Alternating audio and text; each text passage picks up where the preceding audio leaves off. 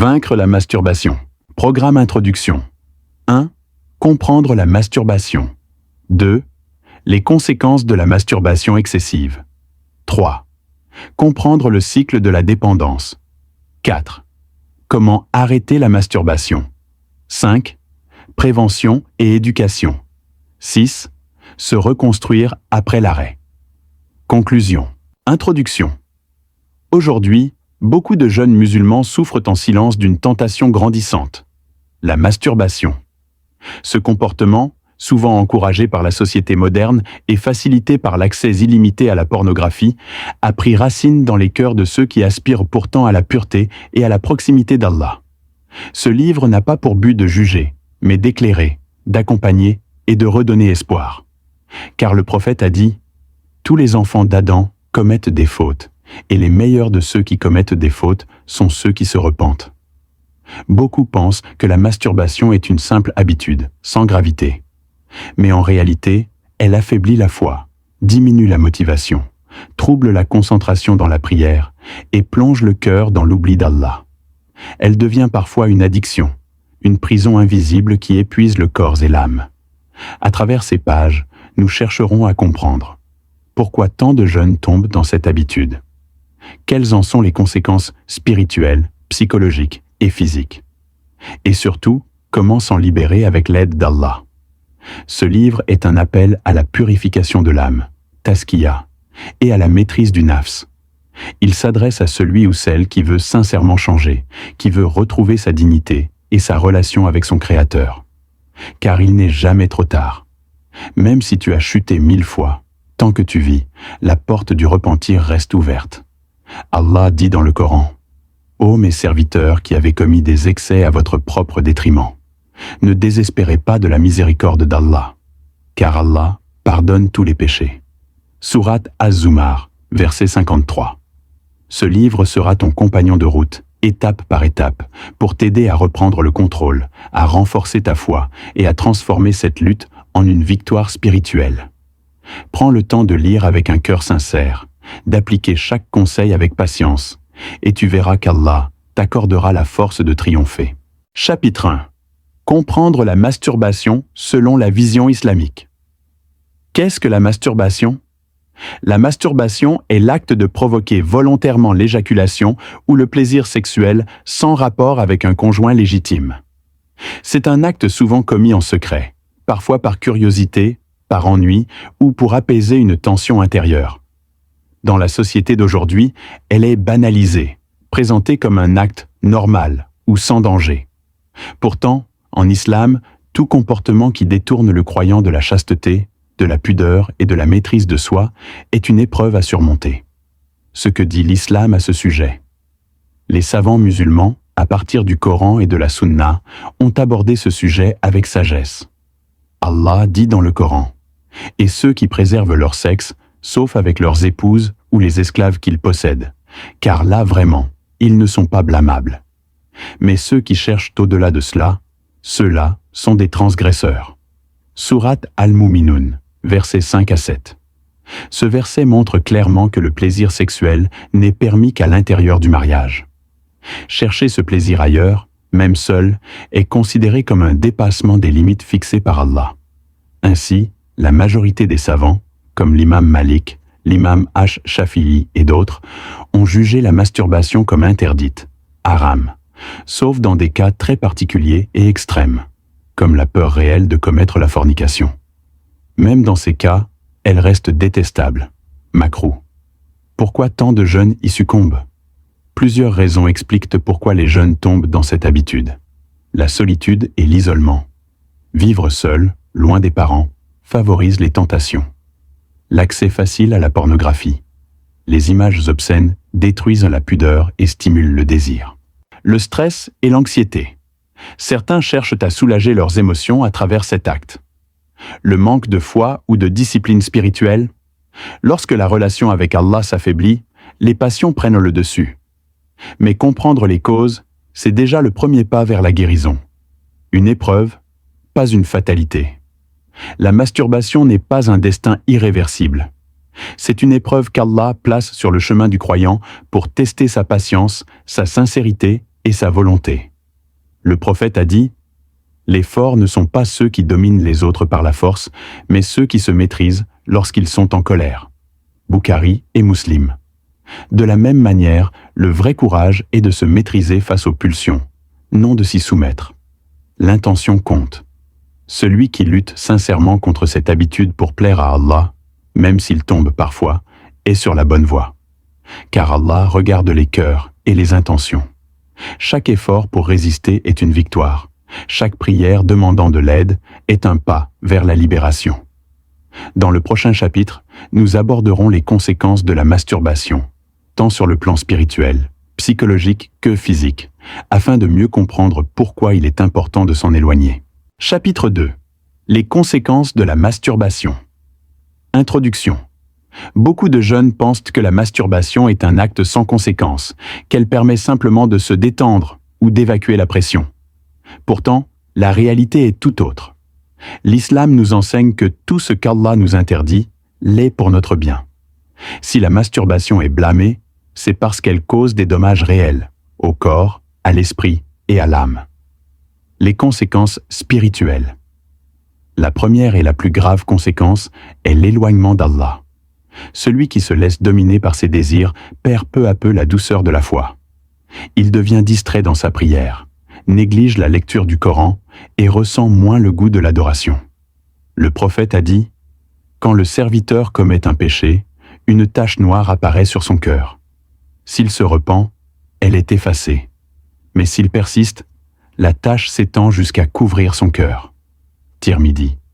Ainsi, chaque acte de désobéissance ternit la lumière de la foi. La masturbation répétée affaiblit la spiritualité, rend le cœur dur et plonge l'individu dans la culpabilité et la tristesse. Les conséquences psychologiques. Sur le plan mental, la masturbation fréquente peut développer une culpabilité constante. Le jeune se sent sale, indigne et perd confiance en lui. Créer une dépendance. Le cerveau s'habitue à rechercher le plaisir immédiat, comme une drogue. Provoquer de l'anxiété et de la honte. La personne craint d'être découverte, se cache et s'isole. Diminuer la motivation. Elle n'a plus la même énergie pour prier, étudier ou accomplir de bonnes œuvres. Ce cycle négatif enferme le croyant dans un sentiment d'échec, alors qu'Allah veut le voir se relever. Les conséquences physiques. Les médecins et spécialistes confirment que la masturbation excessive peut causer une fatigue chronique et un manque d'énergie, réduire la concentration et la clarté d'esprit, provoquer une baisse de testostérone chez l'homme, et donc une perte de motivation ou de virilité, dérégler le sommeil et l'appétit. Ce déséquilibre affaiblit non seulement le corps, mais aussi la volonté de l'homme, le rendant plus vulnérable au péché. Les conséquences sociales et relationnelles. Une personne prisonnière de la masturbation se replie sur elle-même. Elle fuit les autres, néglige sa famille et devient moins à l'aise dans ses relations sociales. Elle perd le vrai sens de l'amour, car son esprit associe le plaisir à un acte solitaire, vide de sens. Cela peut même nuire à la vie conjugale future, car le corps et le cœur ne savent plus aimer selon les règles d'Allah. Un cœur malade a besoin de remède. Ces conséquences ne sont pas une punition définitive, mais un avertissement miséricordieux d'Allah. Quand Allah veut du bien à son serviteur, il lui fait sentir les effets du péché afin qu'il revienne à lui. Et ne soit pas comme ceux qui ont oublié Allah et qu'il a fait oublier à eux-mêmes. Sourate Al-Hashr, verset 19. Revenir à Allah, c'est retrouver la paix, la force et la lumière du cœur. Dans le chapitre suivant, nous verrons comment naît la dépendance et pourquoi il semble parfois si difficile d'arrêter malgré la volonté de changer. Chapitre 3. Comprendre le cycle de la dépendance. Pourquoi est-ce si difficile d'arrêter? Beaucoup de jeunes disent « J'ai essayé d'arrêter plusieurs fois, mais je retombe toujours ». Ce n'est pas un manque de foi, mais une lutte intérieure réelle. Comprendre le mécanisme de la dépendance permet de mieux la combattre. La masturbation, comme tout péché récurrent, agit sur le cerveau, les émotions et la foi. Le rôle du cerveau est de la dopamine. Chaque fois qu'une personne se masturbe, le cerveau libère une hormone appelée dopamine, la molécule du plaisir. Cette hormone donne une sensation de satisfaction immédiate, mais éphémère. Le problème est que le cerveau s'y habitue. Il veut toujours plus pour ressentir le même plaisir. Ainsi, le jeune entre dans un cercle vicieux. Plus il se masturbe, plus il a envie de recommencer. Ce mécanisme ressemble à celui des addictions, comme la drogue ou les jeux. Le piège du plaisir rapide.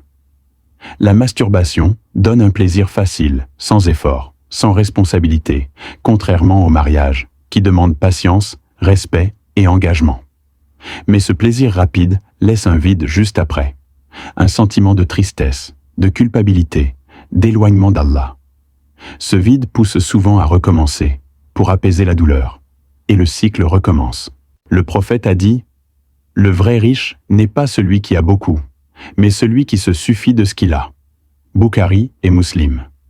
De même, le croyant fort est celui qui se satisfait de ce qu'Allah lui permet, et ne se laisse pas dominer par ses désirs. L'impact sur la foi, iman. Chaque acte de désobéissance affaiblit la foi. Ibn al-Qayyim, qu'Allah lui fasse miséricorde, disait « Les péchés engendrent d'autres péchés, jusqu'à ce qu'ils dominent le cœur et qu'ils deviennent aveugles. » Lorsque la foi diminue, les tentations deviennent plus fortes. Et lorsque la foi augmente, les désirs perdent de leur force. C'est pourquoi la lutte contre la masturbation n'est pas seulement une question de volonté, mais aussi de renforcement spirituel. Le cycle du péché répété. Voici les étapes du cycle typique. 1. La tentation, l'ennui, une image, une pensée. 2. Le combat intérieur, hésitation entre résister et céder. 3e acte, le plaisir immédiat. 4e, la culpabilité, le regret et la honte. 5e, la promesse, je n'y reviendrai plus. 6. La rechute, retour au point de départ. Ce cycle ne peut être brisé que par une stratégie complète, foi, discipline, environnement sain et patience. Sortir du cercle vicieux. Le premier pas est de comprendre que tu n'es pas seul. Beaucoup de jeunes traversent cette épreuve et plusieurs en sont sortis grâce à leur foi et leur persévérance. Ensuite, il faut remplacer cette habitude par quelque chose de bénéfique. Prière, lecture, sport, apprentissage, service à autrui. Allah a dit « Certes, Allah ne change pas l'état d'un peuple tant qu'il ne change pas ce qui est en eux-mêmes. » Sourate Ar-Ra'd, verset 11. Quand tu fais un effort sincère, Allah t'aide. Quand tu luttes contre ton âme, il te renforce. Dans le chapitre suivant, nous verrons comment arrêter concrètement, étape par étape, avec des conseils spirituels et pratiques inspirés du Coran et de la Sunna. Chapitre 4. Comment arrêter la masturbation. Introduction. Arrêter la masturbation n'est pas une mission impossible.